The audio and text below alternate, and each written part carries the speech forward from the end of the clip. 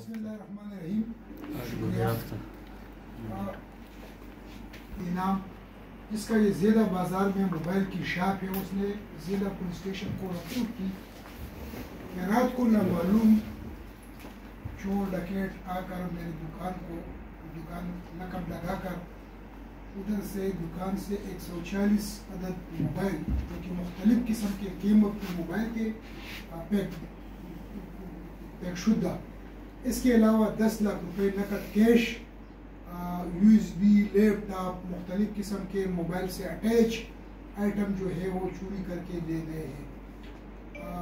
زیدہ police station والوں نے اس کا رپورٹ درج کر کے اس پر DPO صاحب اور ہمارا RPO صاحب مردان جو ہے اس میں انہوں نے ایکشن لے لیا،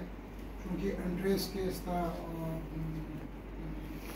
کافی زیادہ بازار میں. اس حوالے سے تاجر برادری میں بالکل ہراس پھیل گیا.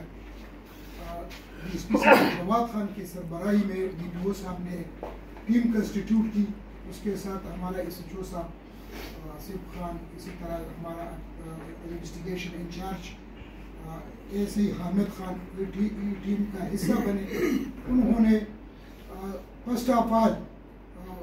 دکان کا وزٹ کیا، ادھر سے جتنے بھی فنگر پرنٹ تھے وہ اٹھا لیے.